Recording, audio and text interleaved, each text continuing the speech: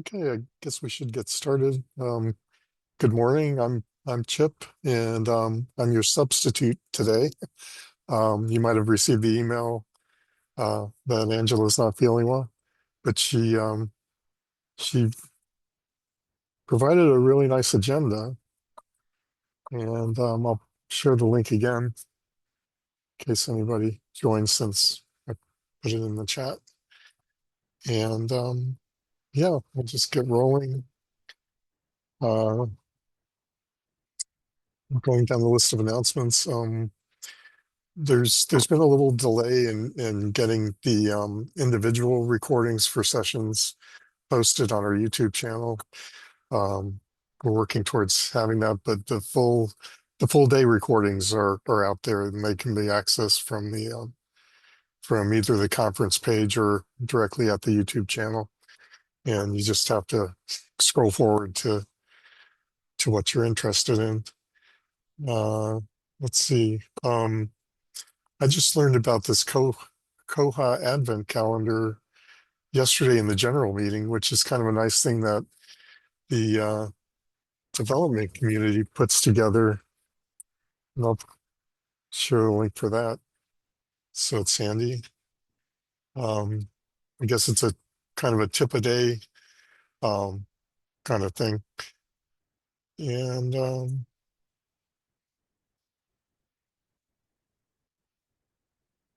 we also, the election results were announced yesterday, and Christy Kruger is the new vice president starting next year, and Renee Palermo is secretary, and Fred King continues as unsupported rep.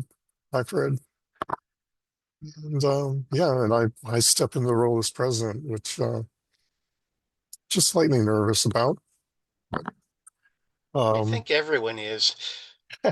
And hello, everybody. Sorry I was late. I looked at the clock and suddenly it was 11:04. yeah, yeah. So yeah, no problem. All right. It was also announced that membership renewal email signups will go out next week. Um, and or sometime after the general board meeting. Um, might not be next week, maybe the week after. Um, all right. And another bit of big news is that we're all but certain to be going to Fayetteville, Arkansas for our annual conference in August. We still need to have a vote, and wow, and that was delayed slightly, but the vote should go out to the paid members on Monday, and we vetted the location proposals, and only one of them was that met our needs, and that was Fayetteville. So the vote will be to either go to Fayetteville or abstain. Um, I guess that's all the announcements we had on the agenda. In Sydney, it's 3:06 a.m. Are you joining us from Sydney, Lisa? Yeah, well, hi, welcome. It's early in the morning. Um, yeah, so all right. Did anybody have any bugs? Good morning. Anybody have any bugs or anything they'd like to discuss?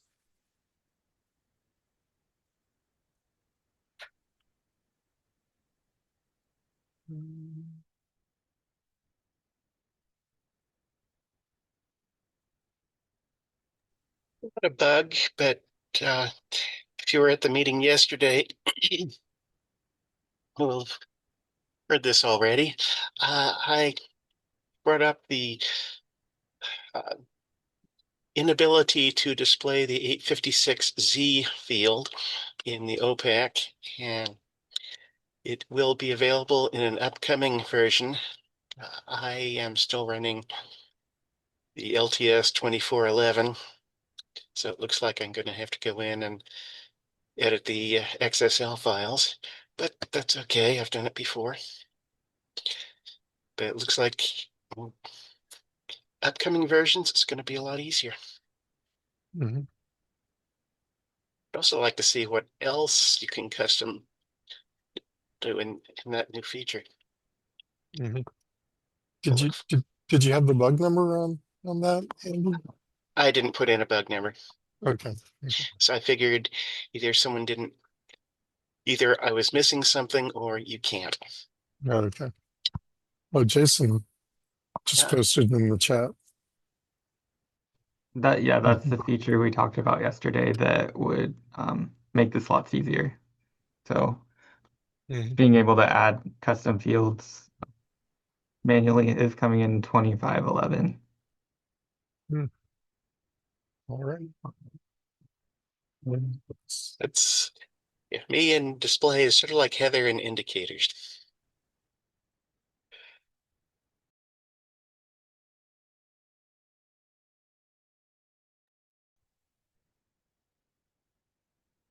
Yeah. Speaking of indicators, this might be old news, but we're koha-US has sponsored a a development to allow batch editing of indicators, and that's exciting. We got the paperwork going through on that. So and recently Bywater has agreed to help co-sponsor that, and we appreciate their assistance. We'll probably see more about that later. So let's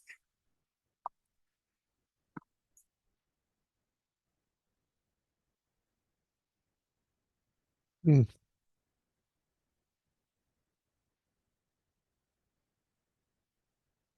Did anybody have another bug to talk about, or should we try to go into more detail on the custom mark fields?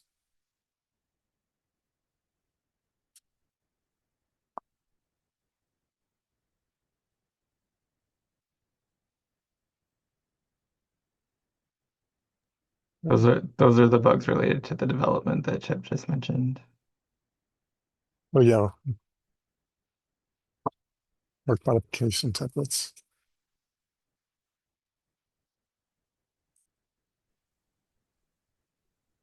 And yeah, that should open a whole new world. Um, yeah. So and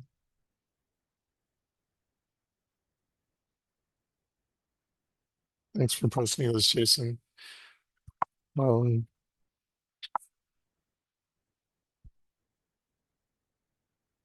yeah. Did anybody else have any questions?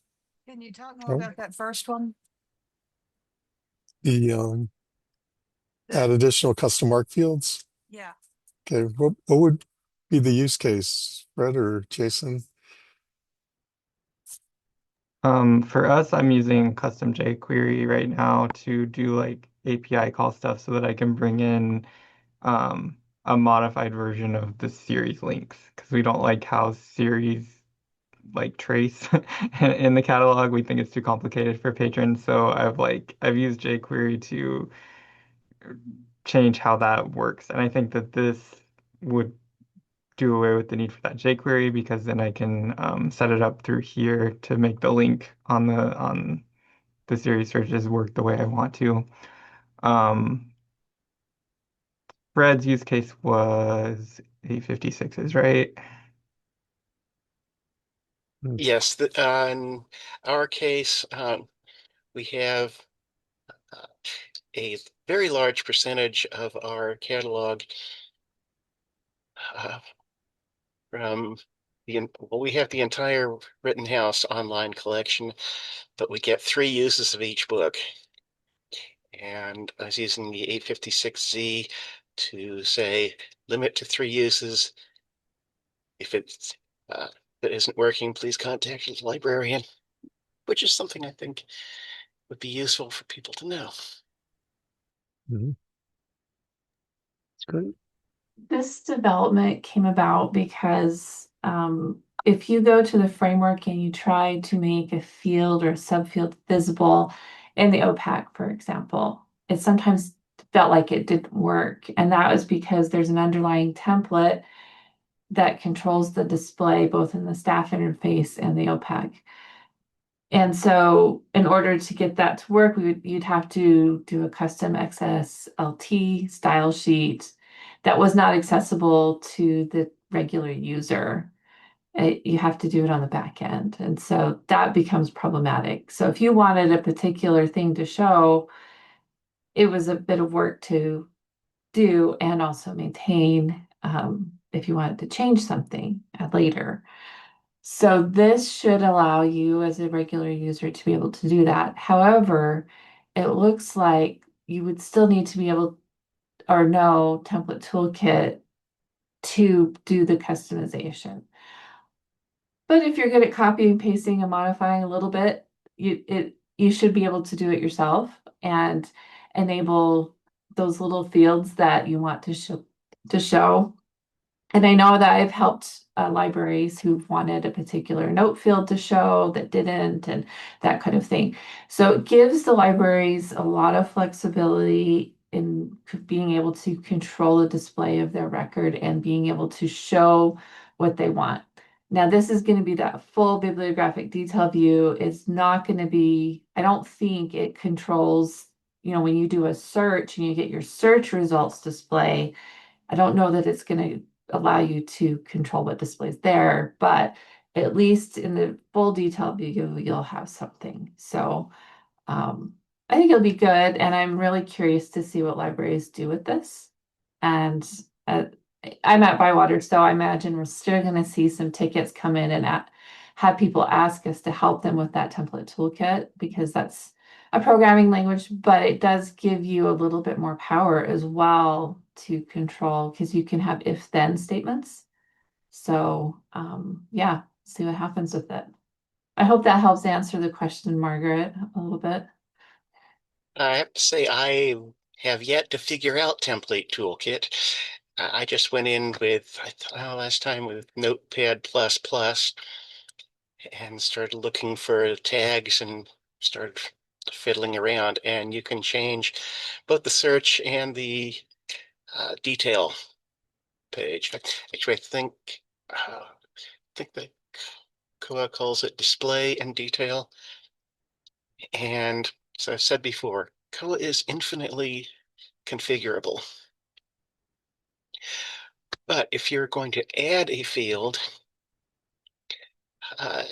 you need to go into the was it MARC modification administrative function, where you can edit all of each MARC record or create a new one, but it has to be displayed in a tab. So if you don't, the data will just go away. And sorry if everybody's confused. I think you're talking about the MARC frameworks where you Yes, go the in the framework framework. and yeah, it's That's that what I'm display thinking. location stuff. I can share my screen, maybe screen three. I pulled this up. So what this patch that we're talking about adds is this tool for record display customizations. And then I didn't get this far.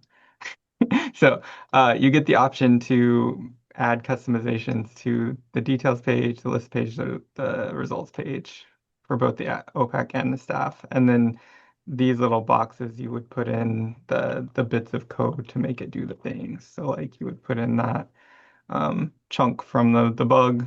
And this is saying if the record has a 538A, then in that section of the results, we want to add a label and then pull the field and include it in the results. I'm So very glad to be wrong that it does have an option for the results display. yeah, this is like really nice because you Yeah, get lots of options here. So if I do that's staff amazing. results and then articles maybe. So right now, That's not a result. All right. There's no 538A on that. But I think if we add one, I'm in a meeting, sorry.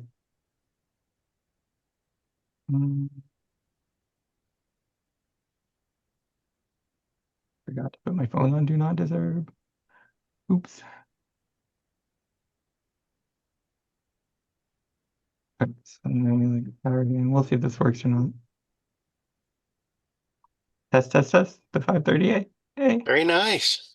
Mm-hmm. Okay. that's awesome. I'm like, I was excited, but now I'm like even more excited about that.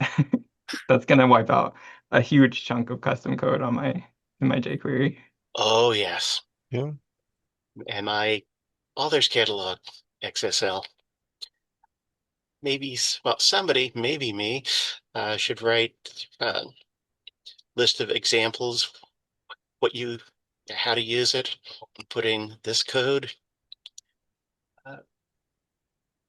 Yeah, there's I don't know. also there's a bug about template toolkit and creating a reference guide, which is much needed. Try and find that. Is there anything about how to get started with template toolkit?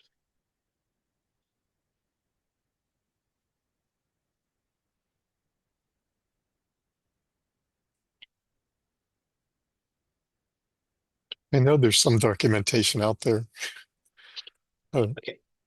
But Yeah, it's there's some links in that bug there, but like the template toolkit page is documentation is that one. Okay. Yeah, I hadn't searched for it. I'll probably do that. I am a librarian after all.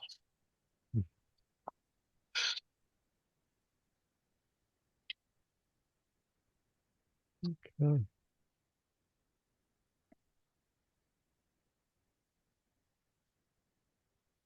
Yeah, I would find that handy, better reference guide. So yeah, I'm gonna get on the CC list for that one. Um, hmm. Anybody else have any bugs, problems we could help solve? But if I may stay with the same one, Oh yeah. is there a way to preserve modifications for new, uh, so they won't get wiped out by new updates or upgrades? Um, Besides, of course, putting the XSL files in another place, which is perfectly easy, but if there's a big change to the XSL, that's going to present a few problems. I would recommend copy pasting into another document and storing it away somewhere, but the general practice is that when upgrades come, it should not override something like that. Yeah. It should preserve it. Yeah. And generally that's what we see happen, but you never know if a staff member or somebody comes in there and decides to do something and it kind of breaks. So I always recommend just storing it away somewhere just in case. Yeah, and in somewhere in administration, you can select the location of the display files or the search and detail, and you can put them anywhere. I put them on a different server. It's pretty easy that way. Yeah, I would guess this won't conflict with anything. Like I used to have custom XSLT files, and my problem was since I wasn't maintaining them actively, I wasn't getting all the updates that the community was pumping into them. So like this solution is way better because I can use the default sheets and then I can put my custom stuff on top of it, and then I'm not gonna get out of sync ever again.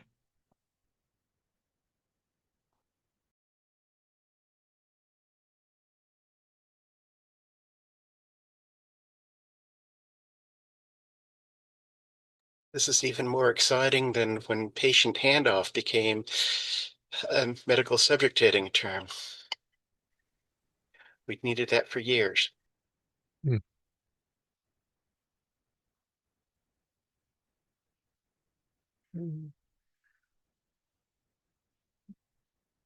Anybody else have questions, bugs, issues?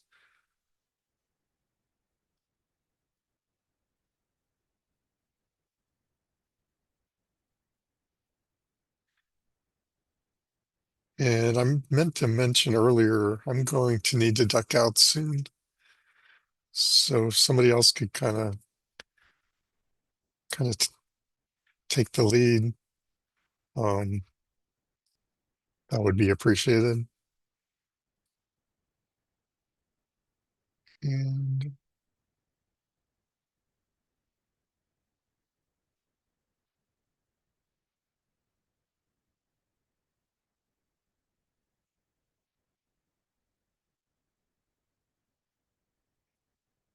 hmm, I guess I can mention, so I went to KohaCon, which was awesome. Getting yeah, to go. yeah, yeah. There were some sessions. Biblib is working on making Koha understand BibFrame better. Because there's always questions about can Koha BibFrame, and no one really has an answer. So we had some sessions about that, and they've already got a plugin worked up where it can sort of ingest BibFrame data and turn it into Mark 21 data. And they're working on doing the Unimark version of that as well, so that like we can say that Koha understands BibFrame, even though it's really just converting back and forth from Mark to BibFrame in one way or the other. So there will be recordings out about that, showing off their work once the KohaCon international recordings come up. But it was sort of an interesting discussion to sit in on. It doesn't seem like the world is really moving towards BibFrame any faster than it has been in the past however many years that they since it's started up. But I do know when I went to WolfCon, lots of folio libraries are moving that way. So my concern that I expressed was like if there's people are starting to catalog in BibFrame, I want to be able to access those records and copy catalog off of them. So it sounds like the solution that they're coming up with would allow for that, at least, like being able to query a server, a database of BibFrame records and bring them into Koha as MARC, and adapt the records as needed. So that's the only major sort of cataloging thing I remember from the conference that was talked about. I was going to ask about BibFrame. I guess I could take over the meeting. I'm not sure how to officially end it, but You yell at everybody and say, go away, and we all leave the room and it's Yeah. done. oh, okay. Okay. All right. I'll see everybody Then the later. recording will stop. Thank you. Thanks, Chip. Yeah. Mhm. Bye. Yep. Bye. Yeah, once everybody's out of the room, the recording stops. Okay. Yeah, I've heard, yeah, Mark is old and outdated, must die, and BibFrame doesn't work and must die. We need to keep using Mark. Does anyone have any actual information? What the future plans are? I mean, there's still a lot of Mark record or Mark fields that you could add. Library of Congress and a couple of other universities have really been pushing BibFrame, and Library of Congress, I think, recently did a huge catalog migration to a new platform where I think they're trying to incorporate more BibFrame. And so I think for us, it's unclear at the moment what the impact of the push for BibFrame will be on our catalogs and the ability to copy catalog, which I think was what Jason was telling us. But there's still a divide on whether MARC or BibFrame will be the main format. And right now, MARC is still, I think, probably the one. It seems to be what most catalog records currently are in. And then the debate is, well, does it really matter because we have AI coming and we can fully index a record and you can search for any keyword or term or whatever you want and get the results you need. So that's a third factor that I think has not really been fully considered yet.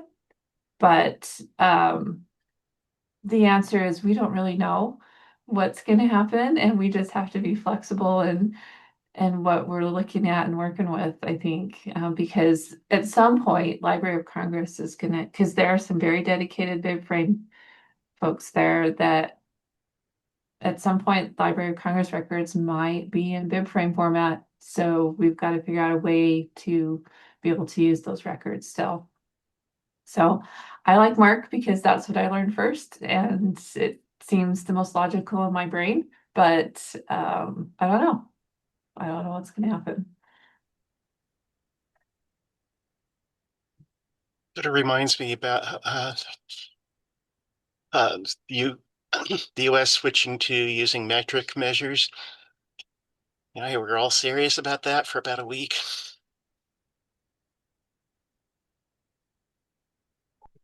Yeah, there's certain fields that use it more than others. So I think we kind of are a dual system measurement system in the US. At least when you go to the hardware store, right? You get Yeah, both.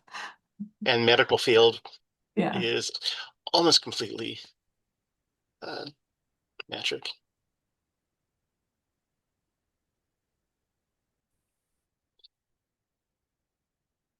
I know a lot of you have heard me say this before, but uh, Marshall Breeding told me that when bib's frame came into general use, I'd be either retired or dead.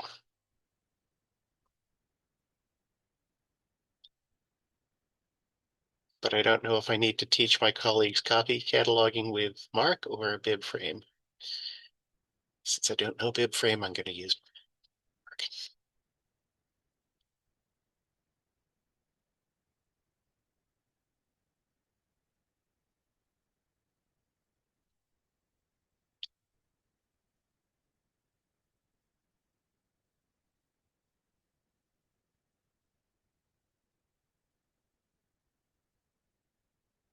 Does anyone have anything else? I want to ask Jason, what's wrong with his series? And what does he want it to do that it's not doing? So when there's one in the first indicator, it traces the 830 fields. And then when it forms that search link on the search results, it includes the author's name and the series title. And that's too specific for our catalog because of the quality of our catalog records. So what I did was like just break that tracing. So it's only searching on the search or the series title, and that's it. Otherwise, my patrons and my catalogers and my librarians have trouble finding everything in the series, especially if there's not consistency in the cataloging. It's a dirty workaround for less than stellar series information in our catalog. Hi, I work with Margaret. She and I have wondered if there is a way for Koha to list the series in order. That's something that we wish it could do, and maybe it can do that. I feel like there's a bug about it, and it's not something that I can do right now. I'll see if I can find that. We pay for Novelist Select, Novelist Plus, whichever one's integrated into the catalog. So we refer people to that since it does do the series information in order, because I don't think Koha can do it natively. Yeah. And then Aspen gets mixed up in there too. And I don't know what difference that makes with it, but we get complaints from patrons and from our coworkers that they can't find things as easily as they'd like.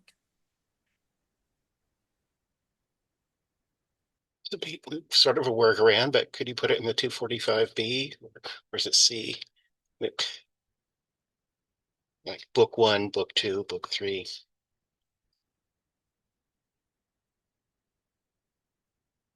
It would be annoying, but Yeah, you yeah, could see it. true.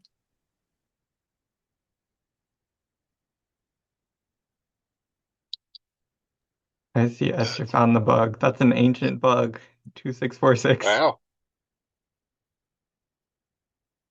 It would definitely be nice. I know that Aspen gives you a series module tool to control the display of an order appearance of the series. I haven't played around enough with it to know how well it really works, but it's a duplicative type of work. When you've already cataloged your record in Koha and you want it to be a certain way, then you have to go into Aspen to manage those series again in the series module. And so for me, that's always been kind of this conflict. Like I don't want to have to do things twice. So I want the two systems to communicate and I would love to have that sort order as well for series because you put the volume number in the series statement. So why can't it sort on that? That would be really nice.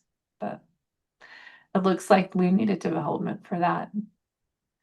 Oh, would it be possible to do that using Elasticsearch and say if there is something in this field, sort it on this field?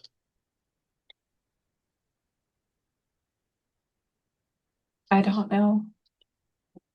My understanding is that there's so much that Elasticsearch can do. It's just we haven't told it to do it yet.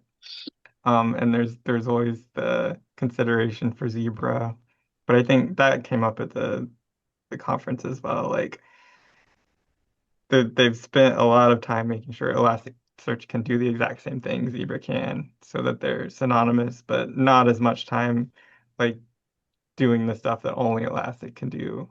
Like there's a few bugs out there now that are leveraging the tools that Elastic has that Zebra doesn't. But I would imagine it's something that it could be developed, like Esther said. Maybe that should be on our list for the next round of koha-US development suggestions, is trying to push this one through, since it seems like there's multiple interested parties here. I have to say, I'm not interested in the outcome, but I'm interested in the process. But yeah, I don't think that enhancement would break Zebra. It would just make it a little easier to do something. And yeah, Elasticsearch seems pretty configurable too.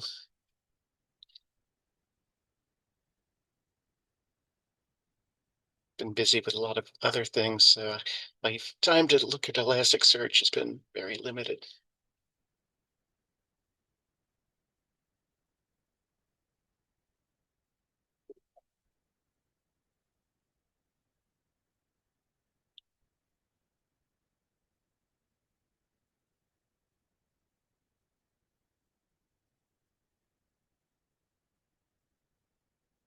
Anyone have anything else? We still have about 23 minutes.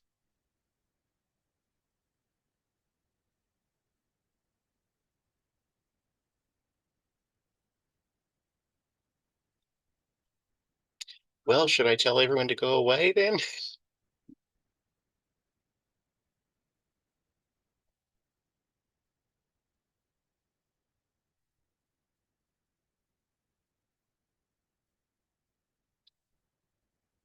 Don't see any hands or anything.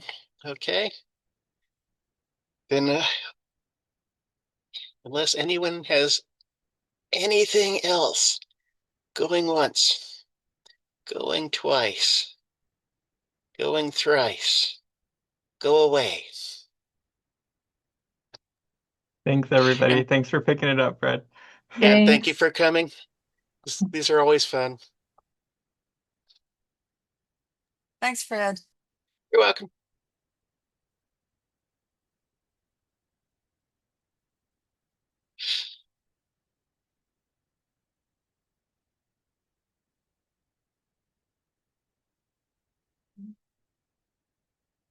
At least I hope it was worth getting up at 3 a.m.